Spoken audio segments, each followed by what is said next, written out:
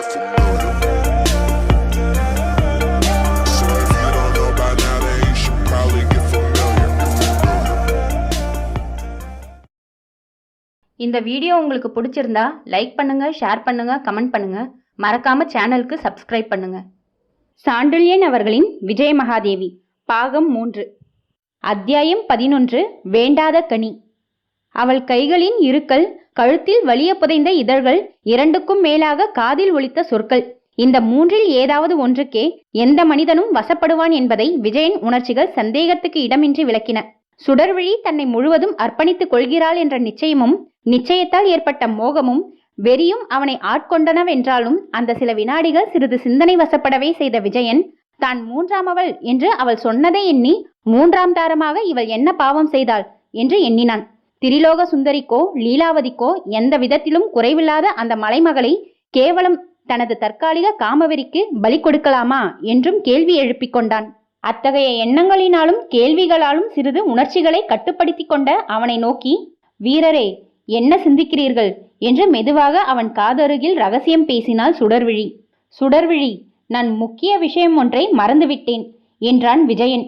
என்ன முக்கிய விஷயம் அது என்று அவள் கேட்டாள். உன் தந்தையை பற்றிய விஷயம் என்று மெதுவாக துவங்கினான் விஜயன். தந்தையின் பெயரை கேட்டதும் சற்று அதிர்ச்சி அடைந்தாள் சுடர்விழி. இருந்தாலும் சமாளித்துக் கொண்டு, என் தந்தையை பற்றி என்ன விஷயம் என்று வினவினாள்.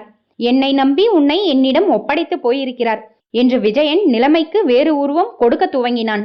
அவர் ஒப்படைக்கவில்லையே, இந்த இளைய கேசதாதுவல்லவா ஒப்படைத்தான் என்று வினவினாள் சுடர்விழி. இதற்கு பதில் சொல்ல தெரியாது தவித்த விஜயன், அப்படியல்ல சுடர்விழி, உன்னை நான் எப்படியும் காப்பாற்றி அழைத்து வருவதாக சொல்லி வந்தேன். அதை நம்பி எனது படைகளை கவனிக்க அவர் சென்றிருக்கிறார்.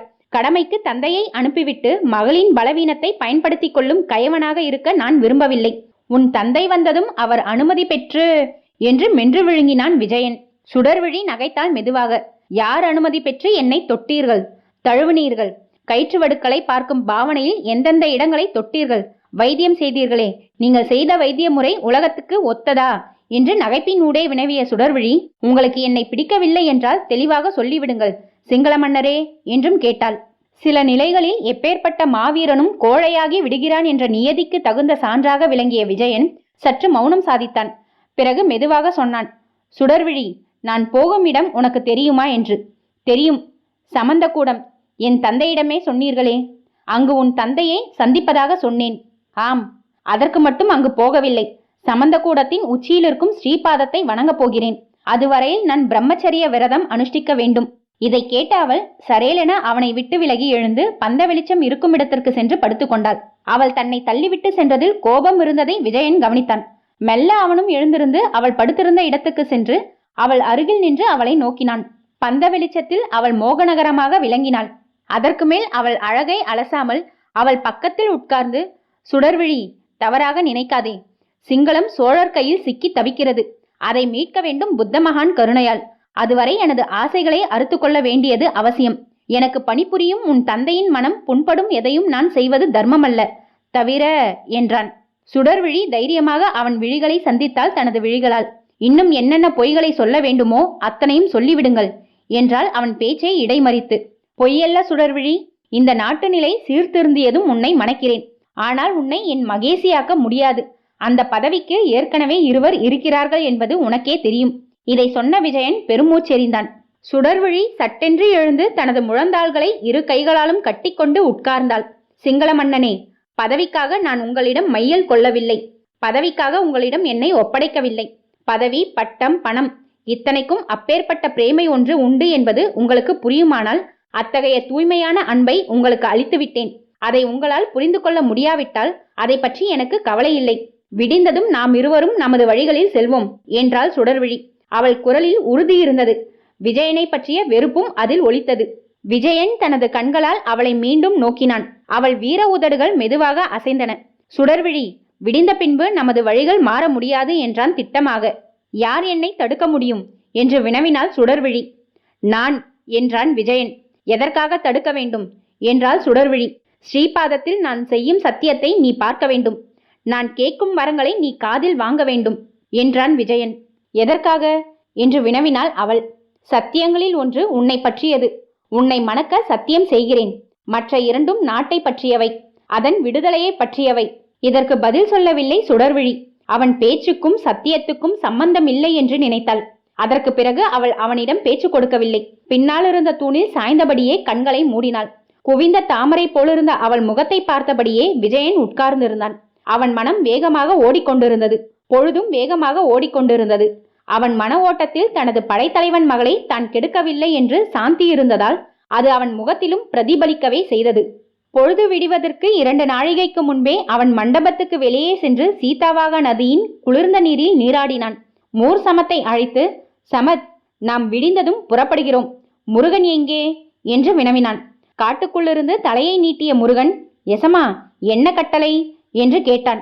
ஏதுமில்லை, நீ உன் வீரர்களுடன் உன் இருப்பிடம் செல்லலாம் என்று விஜயன் கூறவே, எசமா, உங்களையும் எங்கள் தலைவியையும் பாதுகாப்பான ஓர் இடத்தில் விட்டு போகிறோமே என்றான்.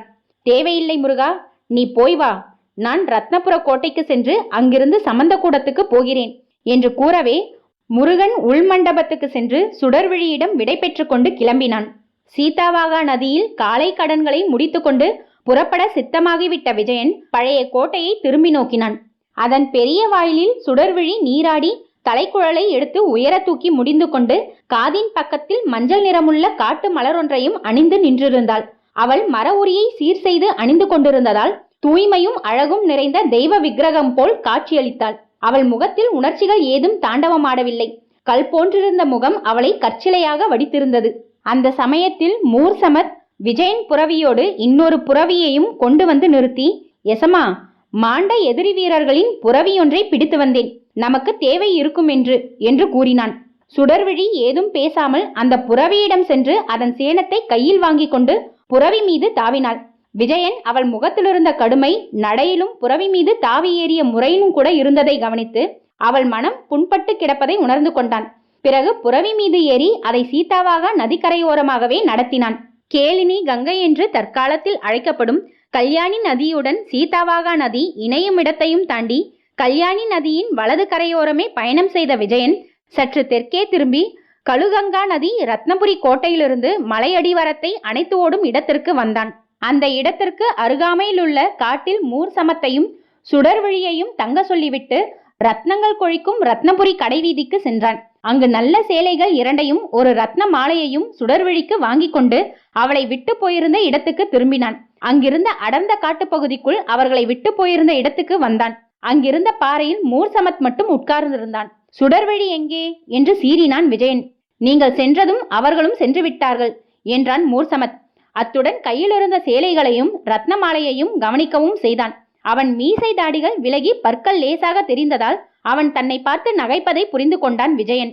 என் உத்தரவின்றி அவளை ஏன் வெளியே விட்டாய் என்று விஜயன் வினவினான். அந்த பெண்ணை தடை செய்ய உத்தரவிடவில்லையே தாங்கள் என்றான் சமத்.